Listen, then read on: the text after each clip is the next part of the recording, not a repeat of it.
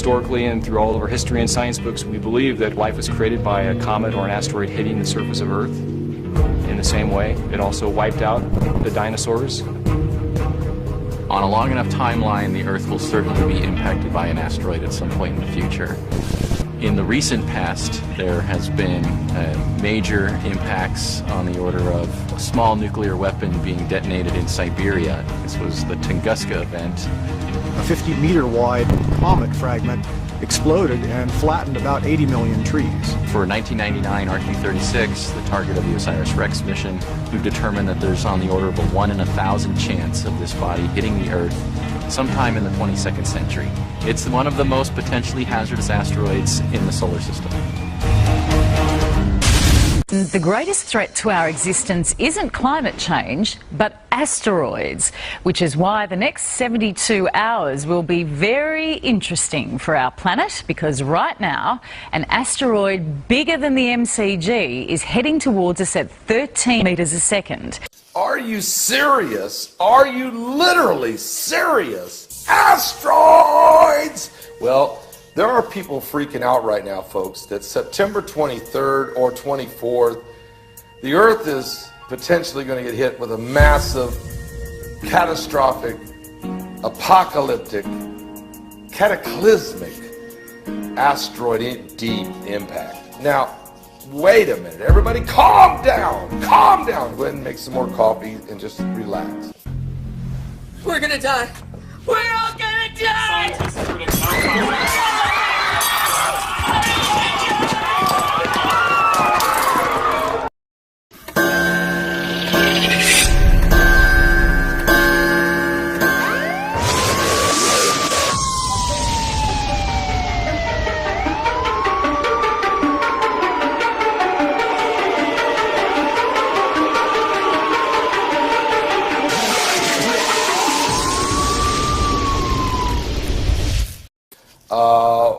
Why we're hearing this. There was a guy who put out a video a few days ago, the fact that he had a college buddy of his who now works for the Foreign Ministry office in Kuwait, who is saying that there is significant concerns of asteroid impact. Now, I know this.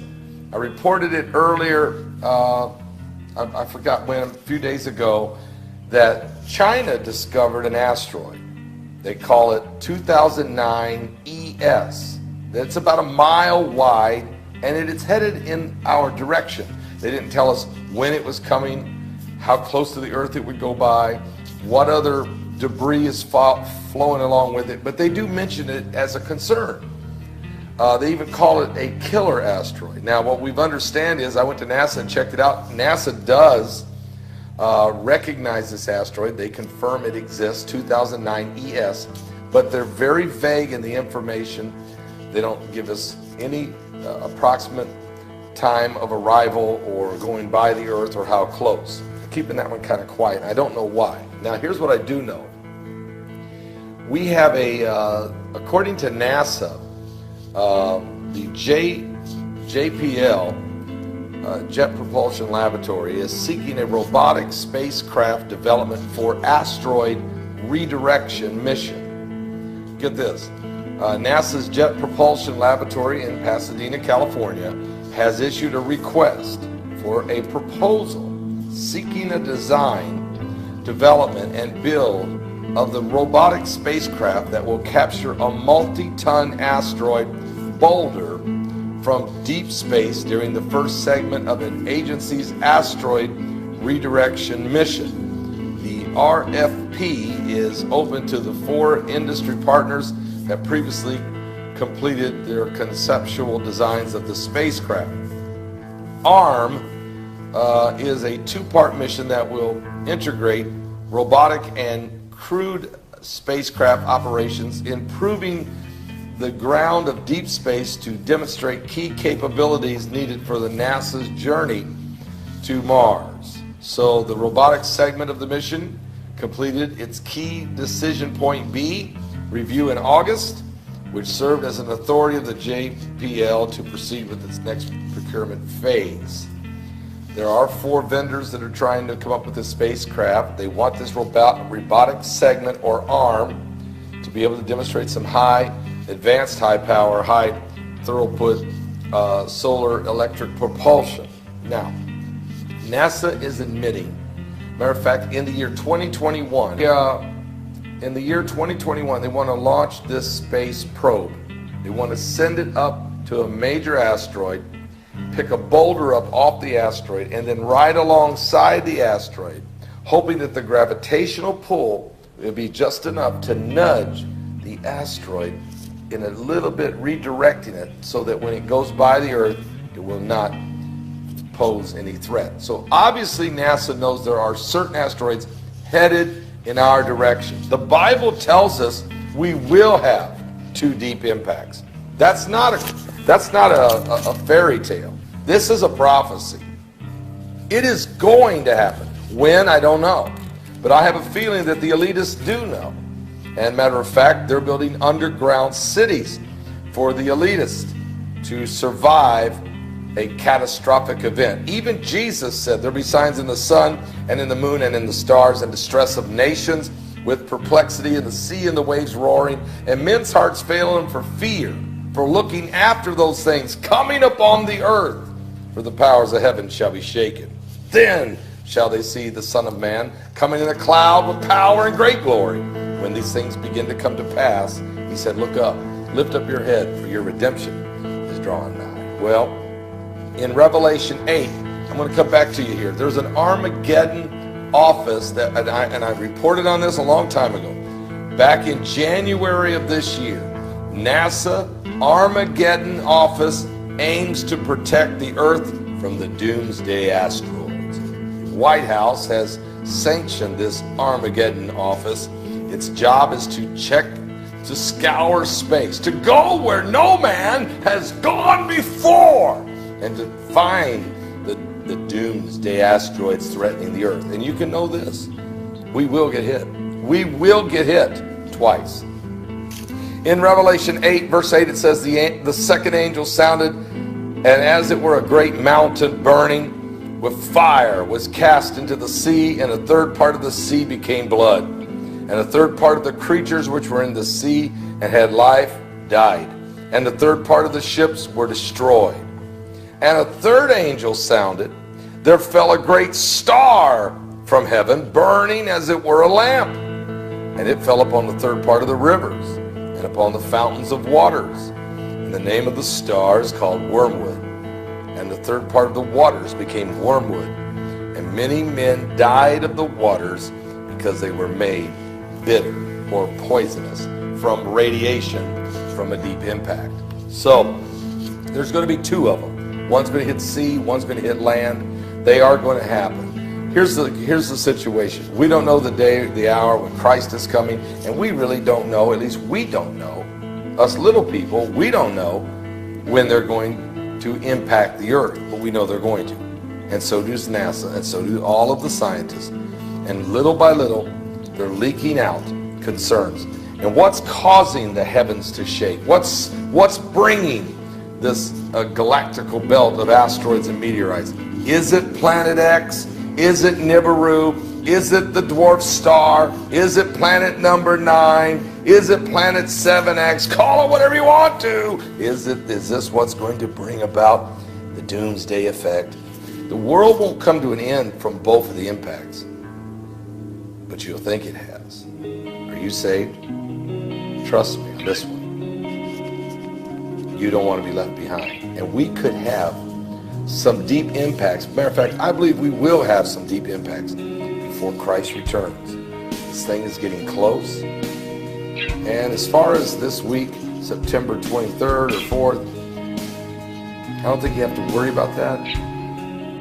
But you better get things right with God.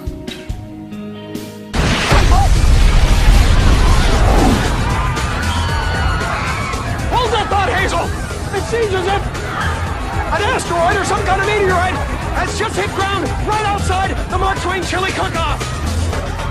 This should certainly spice things up a bit. Is it coming? Doomsday? Well, yes, but not now. Okay, everybody calm down. September 23rd is here. And just like last year, there was a lot of panic and a lot of concern about a deep impact happening. There's been prophecies and different things. Here's what I want to tell you. We will get hit at least with 2 huge asteroids in 2 deep impacts, according to Revelation chapter 8.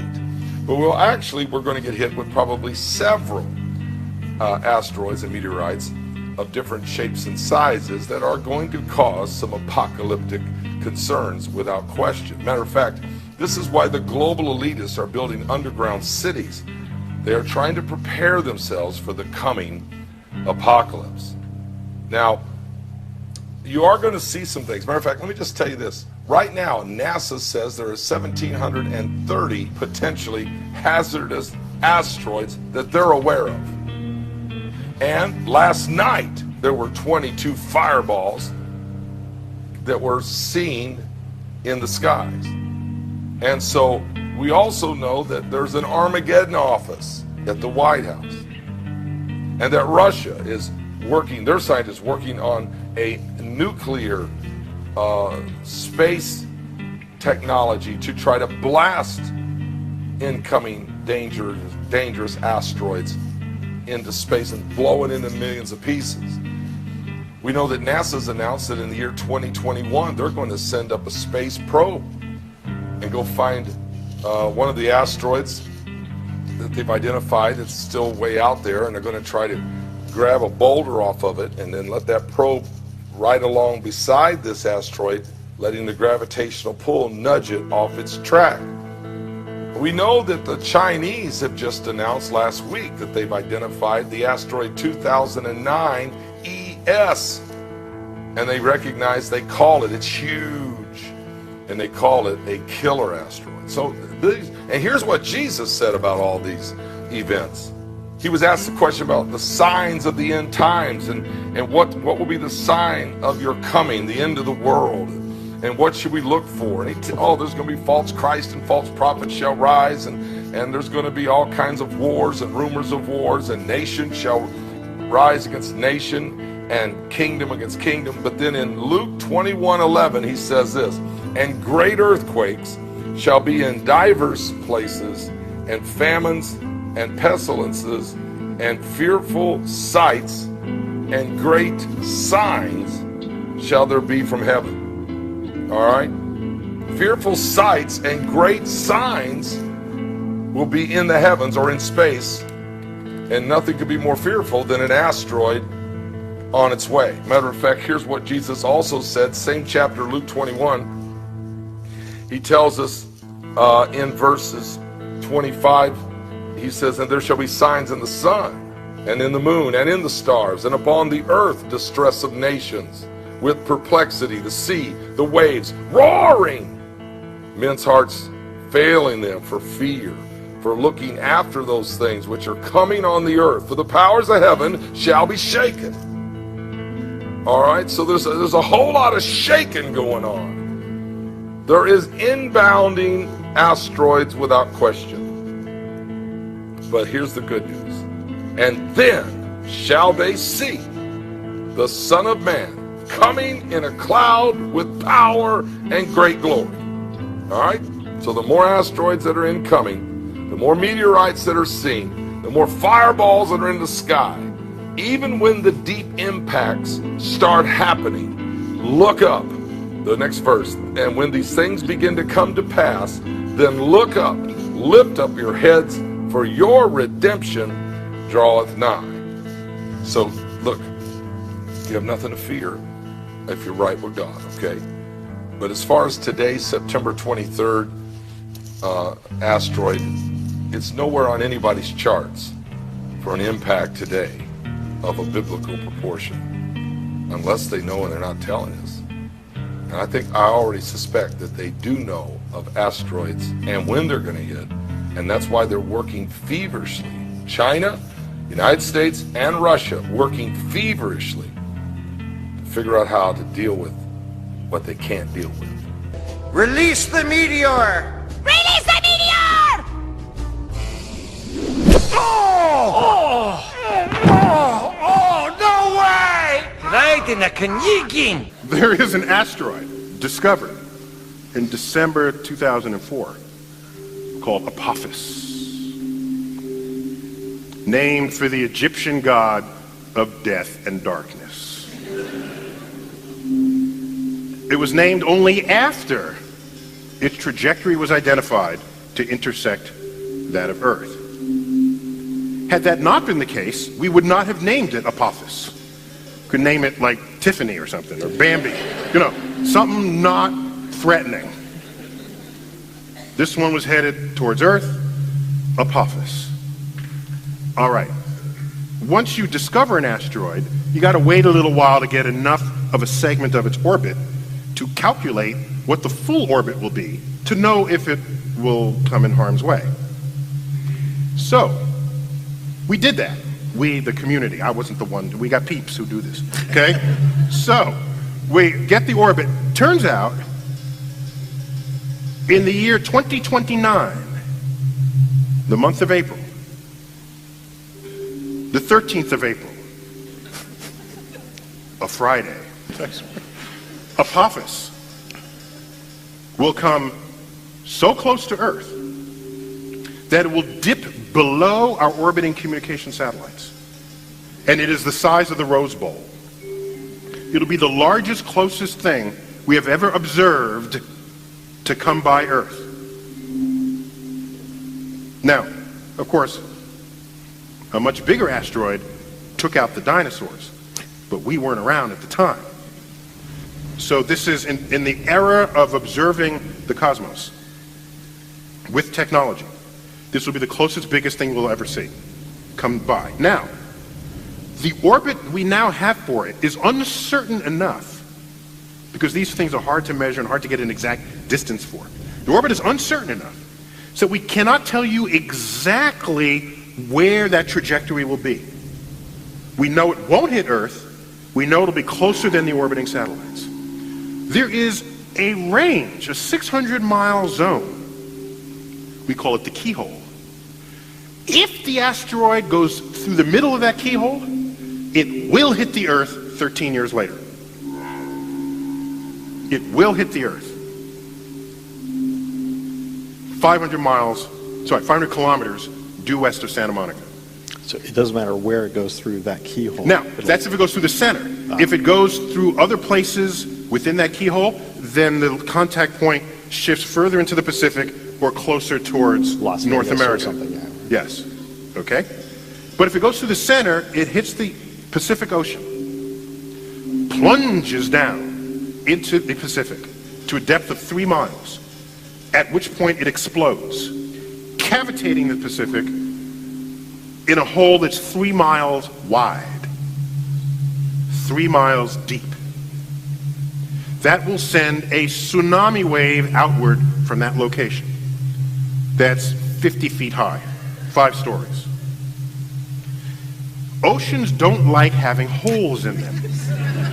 So, this 3 mile high wall does what? You say that so timidly, sir. Collapses. It's a 3 mile high wall of water. Thank you. Falls back into the hole, sloshing against itself with such ferocity that it rises high into the atmosphere and falls back down to the ocean, cavitating the ocean again. So now you make a cavity a second time. This cycle takes about 50 seconds. You can calculate it, okay? So here comes the first tsunami, and 50 seconds later comes another tsunami. So there you are on the beaches of Malibu. Tsunami comes in. Now, unlike the tsunami in Indonesia, which was one wave that went deep into the shore, this first wave needs a supply of water to exist, so that the next wave actually sucks back on it to create itself. So, this tsunami will only go in about a quarter of a mile. So it only goes in a quarter mile before it gets sucked back out for the next wave to come. Here's the problem. Whatever was there on the coastline is now brought back out to sea. And the next tsunami brings it back to the shore. All the $1 million homes in Malibu, they get taken out to the sea and then back. But this time they're in a slightly different shape, okay? And so what happens is all the artificial stuff, all the houses, the factories, they get churned into this ablative force that sandblasts the entire west coast of North America clean. So have a nice day for that. But this begs. So I'm sorry, I said 13 years after 2020. I misspoke. It's April 13th, 2029, and if it threads the keel, it will hit Earth April 13th, 2036. So it's a 7-year. You're my lucky meteor. Right on.